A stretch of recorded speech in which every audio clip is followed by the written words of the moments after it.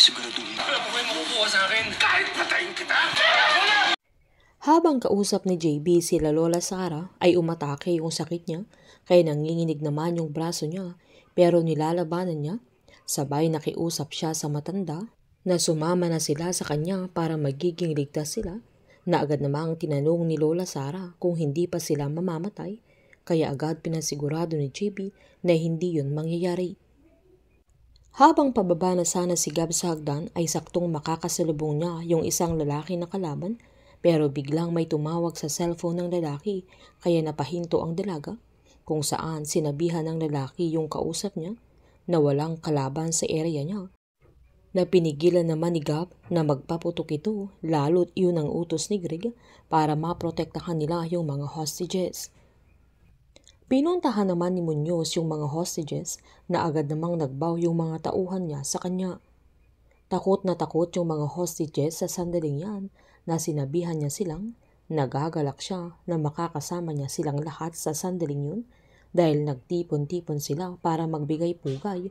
Sabay tinanong niya sila kung sino sa kanila ang handa ng makapiling ng Diyos kaya umiling at yumuko ang mga hostages pero may isang babaeng tumingin sa kanya kaya ito ang pinakuha niya na sinabihan niyang ito ang itinakda pero nagpumiglas ang babae na agad tinanong ni Muñoz kung ayaw niyang makita ang langit na agad nanindigan ng babae na ayaw pa niyang mamatay dahil may mga anak siya.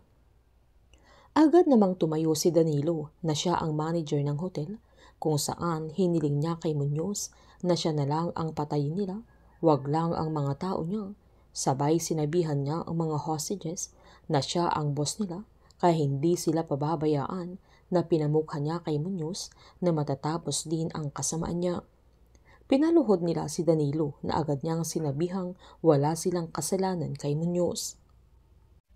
Agad namang sinabihan ni Muñoz na nasusulat na ang lahat ng nagrereklamo laban sa kanya ay hindi makakapasok sa lupaing ipinangako niya at ang lahat ng tumataliwas sa kanyang kalooban ay tumataliwas na din sa Diyos na agad namang sinumbat ni Danilo na hindi makadiyos yung mga ginagawa nila kaya pinagbabaril nila ito.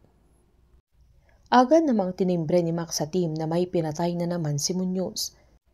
Nagulat naman sila nang may nagbabarilan kaya agad silang nagsitanungan kung sino ang nakikipagbaril sa kanila na agad silang sinabihan ni Craig na may mga pulis na dumating na sila ang nakikipagbarilan sa mga tao ni Muñoz.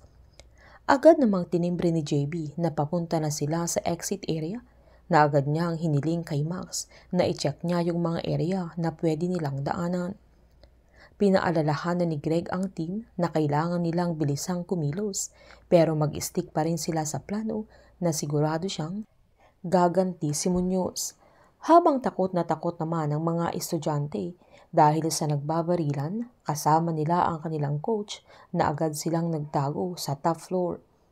Dali-dali namang tumakbo si Greg papunta sa exit area para salubungin sila Andres, kasama niya sila Lolo Abel, Joel at isang staff ng hotel na niyakap pa ng babae si Andres bilang pasasalamat sa pagligtas nila sa kanila.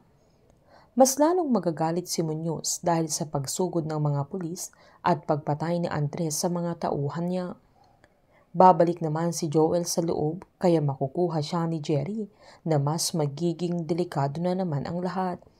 Hindi naman hahayaan nila JB at Greg na matatalo sila ni Muñoz pero may papain sila sa kanila na magpapanggap ang isa nilang tauhan na isang inosente at isang hostage na ito ang magiging paraan nila Muñoz para mahanap nila ang Team Incognito.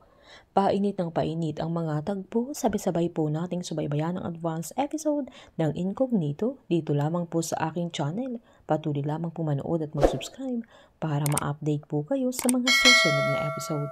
Marami pong salamat.